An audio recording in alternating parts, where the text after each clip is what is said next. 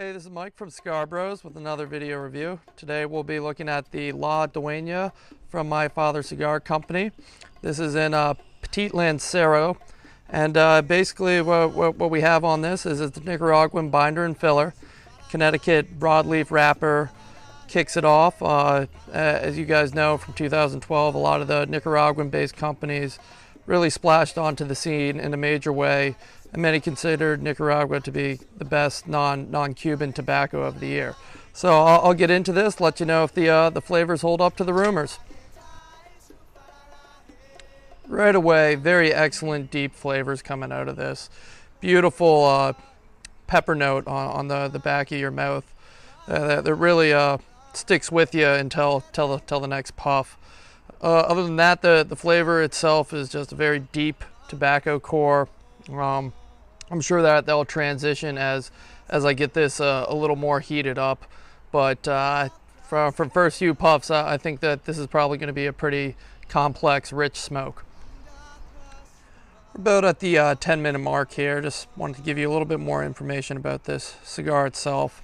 As I mentioned, it's made by the My Father Cigar Company.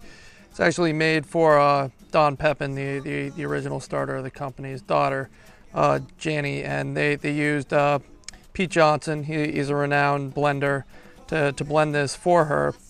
She's apparently into kind of a medium-bodied smoke that has very full flavors, and so this was a line that they released back in 2012 to great reviews. So I definitely wanted to check it out and see if it held up to what everybody was saying about it. As far as the flavors are concerned right now, really I'm just getting this overall peppery note. Very nice thick smoke coming off of it, particularly due to the size, which, as I mentioned, is a Petit Lancero. In this case, they do it 6 inches and 42 at the ring gauge. So it's definitely a smaller, skinnier cigar than a normal Lancero, but as of now, it's really giving off full flavors that are enjoyable. So as I smoke this down, hopefully I'll get a couple more flavors to report back to you, but until then, keep enjoying.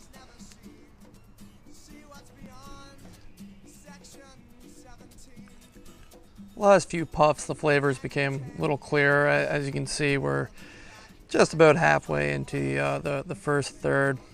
The initial draw gets this very mellow sweetness to it. I think that's basically because of the Maduro Connecticut broadleaf wrapper, kind of similar to any type of Maduro stick that you are smoking, but it's not a very deep sweetness at all. I would kind of compare it to like a light candy. It's wet, not dry, not powdery at all. And then you have that nice pepper, which is starting to settle down. We'll keep burning this through, and I'll let you know when and if it transitions.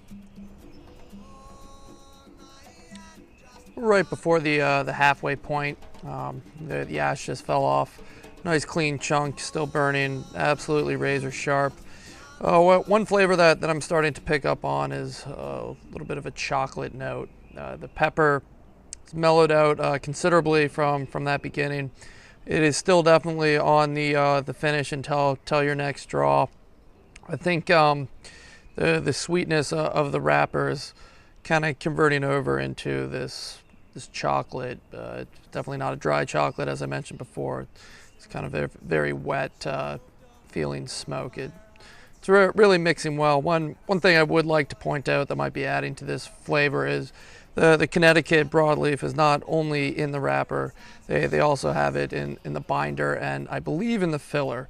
Don't quote me on the filler, but I believe it's mixed in with the Nicaraguan throughout, and it's really playing off to add a very nice complex sweet blend overall. I'll keep smoking this into the second and final third and let you know if it does anything further. Quick little update here. The cigar itself actually did go out on me. I had to relight it. Not really sure why it went out. I've been drawing it basically every 45 seconds. It wasn't really sitting for all that long. I might say it was because there was a knot in the cigar.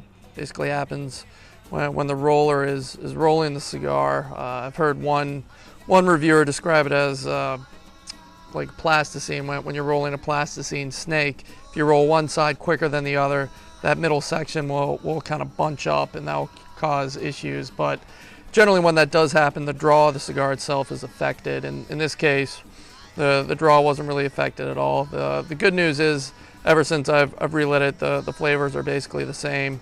The draw is basically the same. The burn is still razor sharp, so it hasn't really affected either the draw characteristics or the flavor characteristics. I just kind of wanted to point that out to you as kind of a construction issue with this cigar. I doubt that this is typical. This is the only one that I have smoked, so I can't really give you an opinion either way whether or not this is a problem throughout the whole La Duena line or not. I'd imagine I just got a fluky cigar, but you know, I'm right back at it, and flavors are still great. So I'll work this down into the final third and give you an update of what I think. Quick update here. We're working our way into the final third. Last few puffs, the smoke quantity itself has really increased on this stick. It's pretty impressive for a Petit Lancero. Flavors themselves are pretty much the same with what I was mentioning before, that sweet mellow tone, chocolate kind of coming in and out, and the pepper is still present on the finish. The strength kick has also started to become present in this cigar. I wouldn't call it strong, but it's definitely noticeable. I think overall this blend has been pretty great. I'll finish out this last third here and give you a final recap.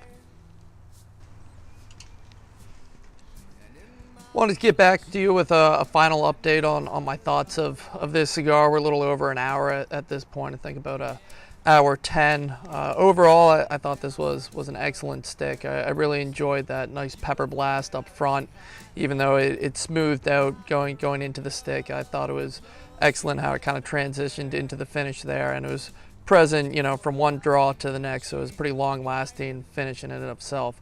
Other than that, I thought the sweetness, probably attributed to the Connecticut broadleaf, was a nice mix with this cigar. You know, you kind of get chocolatey notes off of that. I know a few other reviewers might give you a couple more flavors from this cigar, but the way I run my reviews, I don't like to say a flavor unless I myself is actually tasting it. So, you know, basically those are the three things that I found nice about this cigar. My one complaint would be the fact that it did go out right around the 45-minute point. No real complaints after I lit it back up, and it didn't really affect the enjoyment of the smoke. I thought this was an excellent blend overall. I'd encourage you to try it. You know, it's kind of unique in both the size and the flavors going through it. So thanks for checking out another review of ours. Please like us on Facebook and Twitter, and I'll get back to you in about a week with another cigar. Thanks for watching, and enjoy.